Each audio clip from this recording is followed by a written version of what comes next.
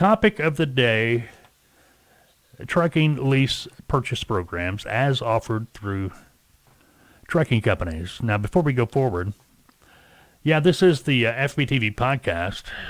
Hear it on your favorite podcasting app. Again, Saturday mornings, live on YouTube, video, live stream, YouTube. My name is Mike. I'm the lead consultant for Taltoa. You can check us out at Taltoa, TALTOA.com. If you're thinking about getting into the transportation industry, starting your own freight brokerage, maybe wanting to become a freight broker agent, you're a trucking company thinking about starting your own brokerage, having that extra stream of revenue. Maybe you're a brand new consulting or a brand new freight brokerage and you're having issues. You could use some help consulting. Check us out, Taltoa.com, TALTOA.com. If you'd like to talk to me, about any of the packages or you have questions, feel free to call me, 479-668-0838. All right, now, FMCSA seeks applicants for truck leasing task force. Now, before we get into that article about what they're doing, truck lease purchase has been around for a long time.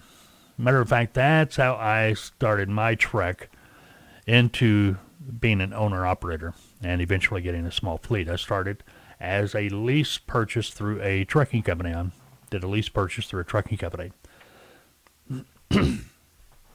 There has been some bad programs out there, and there's been some pretty good ones. Generally the purpose of the lease purchase is to make it easy on somebody to take that step out of being a company driver, have their own truck, and be able to make more money if they manage their business correctly. And more times than not, a lot of these newbies, the new guys getting into this, they won't. They get an influx of money because, they're making more money, but they forget about breakdowns. They forget about repairs on the road. They forget about having to buy new tires. They forget about stuff like that. And then when something happens, it's over. Or they got to get a loan. Or whatever it might be. Now, a lot of people, there we go. A lot of people, when they start having issues, instead of taking responsibility for what they didn't do, or maybe what they did do, they blame the trucking company where they have the lease purchase. And the next thing you know, it's just bad. It's bad. Now, there are obviously bad lease purchases out there. I mean, go back a few years. Who was it? Aero Trucking out of Tulsa. When they went belly up a few years ago, people had a lease purchase, and come to find out, the guys that were doing a lease purchase, they were working on buying an already leased vehicle. In other words, the Aero Trucking didn't own it. And that's kind of how it is with most of them, I would think. But they know by the time you get to the point to where you can pay it off, they will have the title. So that's how they're able to give it to you if you stay that long. And I'm sure that if somebody did research, I would bet maybe 5 to 10% of these lease purchase operators ever end up actually getting the title to their truck. They stayed 3 years, 5 years, whatever it might be.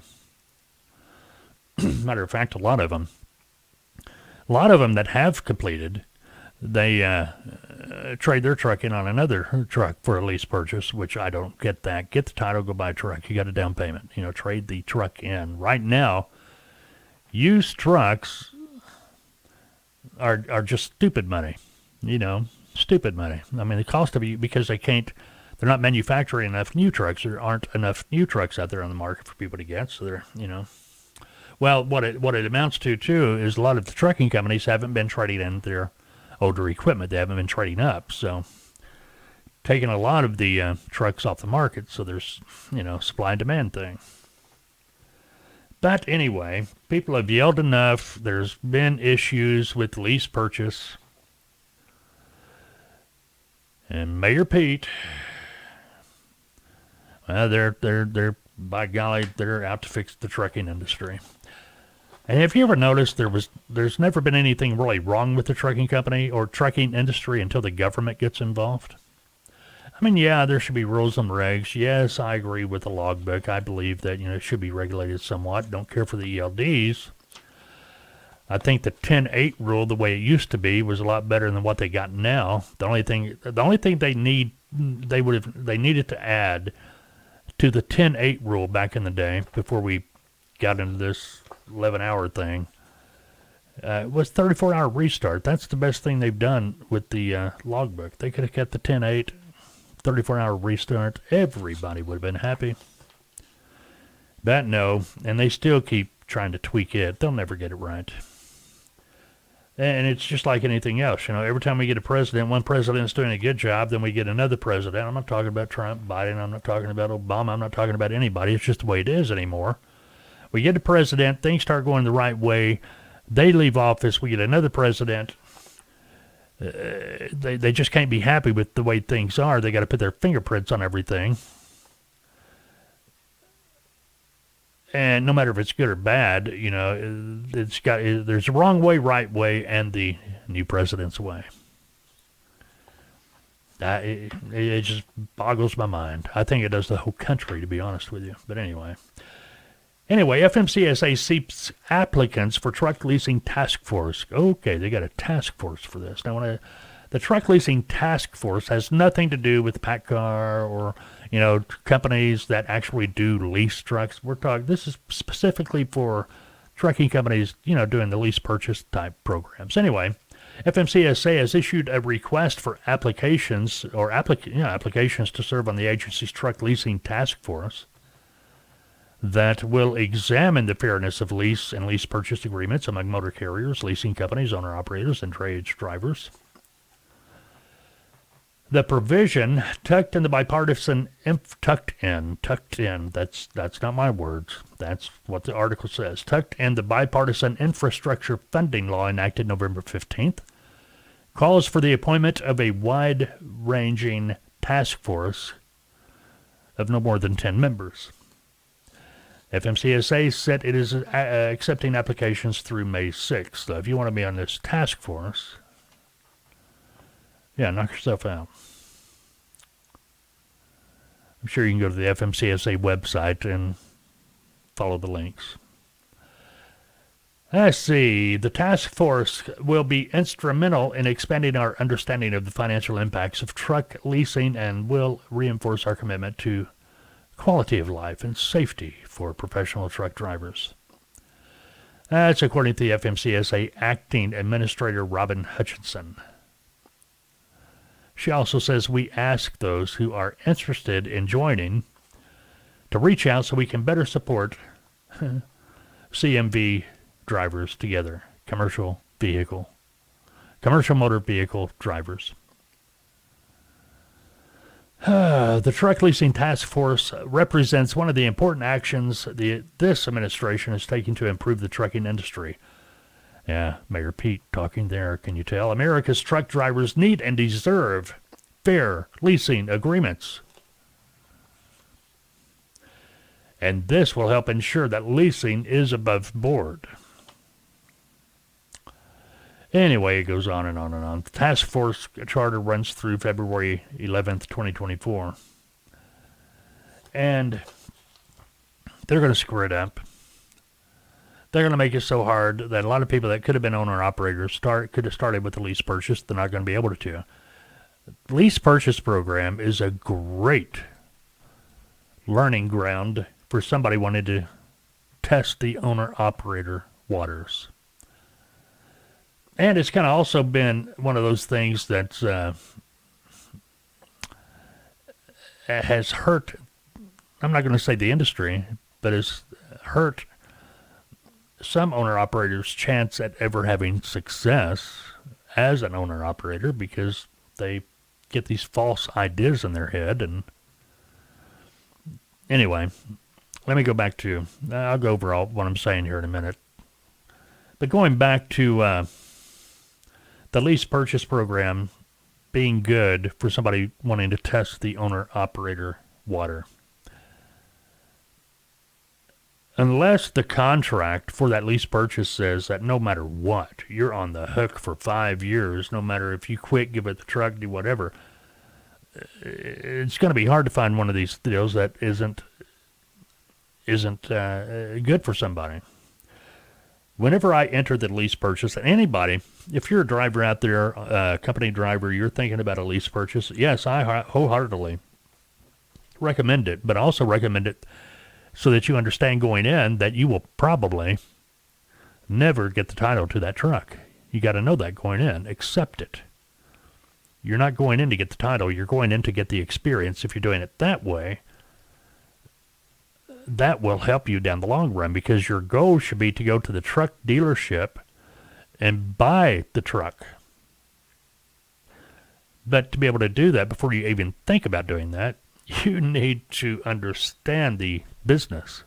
And there's no better way to do that than become an owner-operator. As a company driver, you may hear about, taxes, the road and fuel, IFTAs, permits, insurance, blah, blah, blah, blah, blah.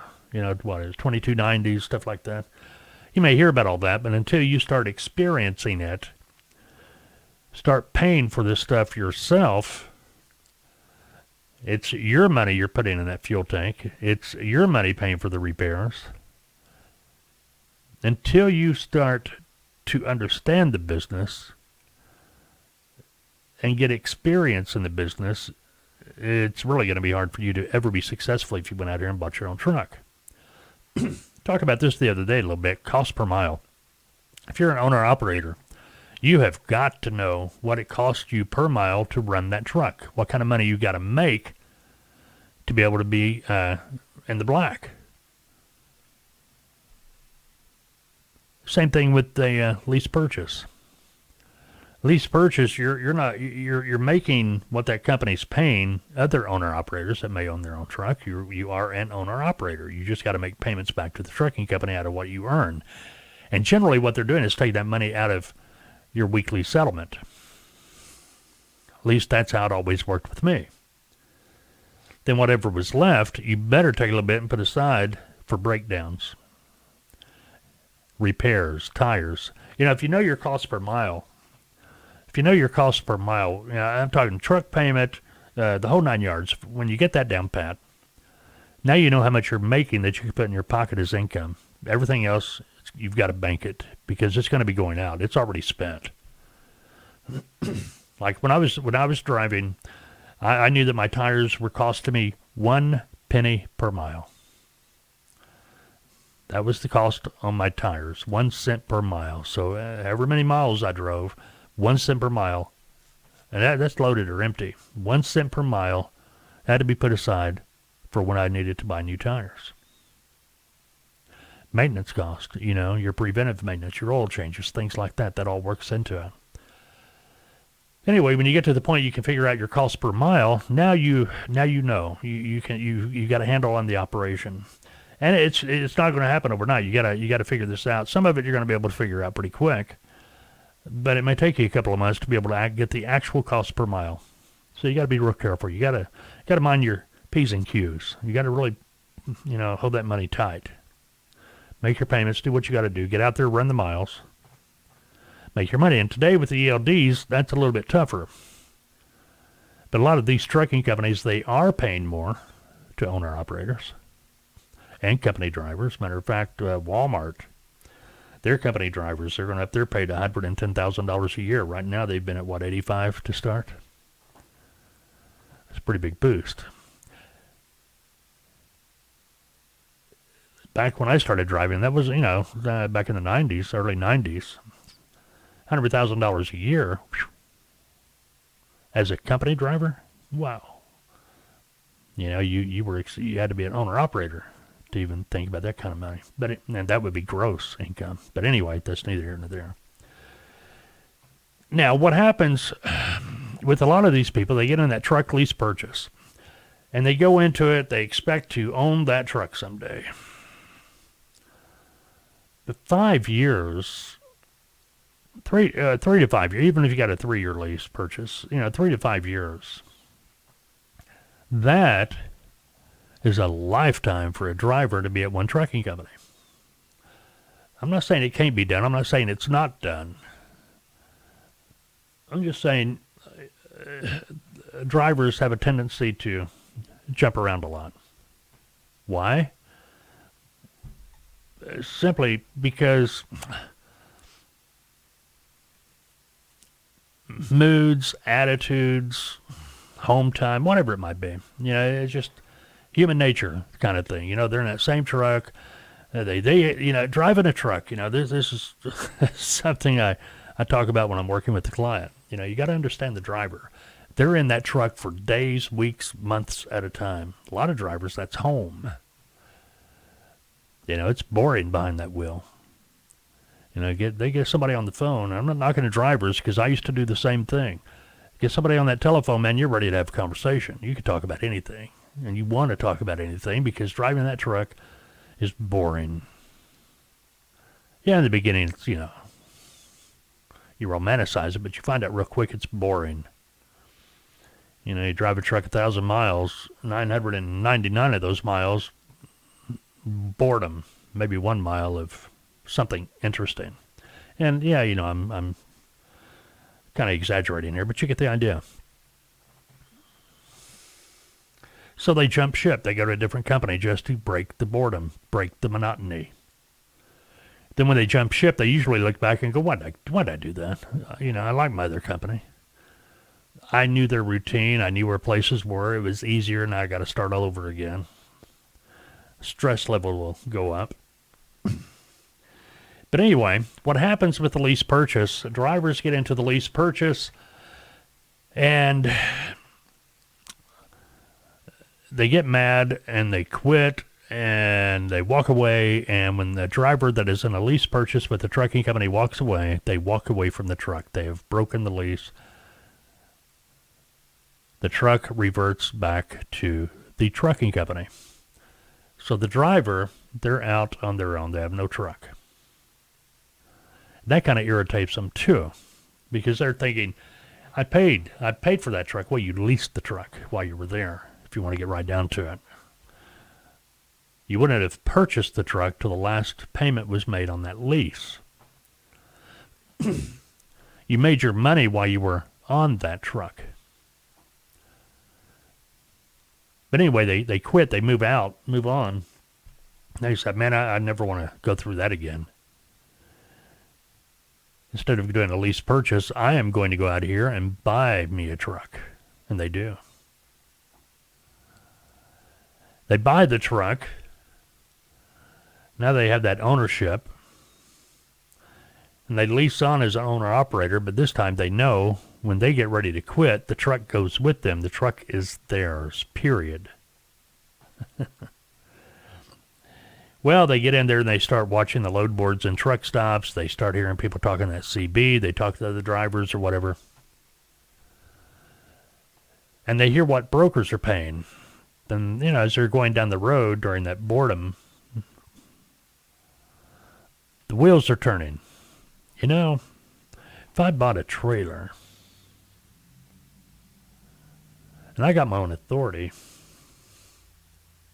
I could use a broker as a dispatcher and make more money than I am now.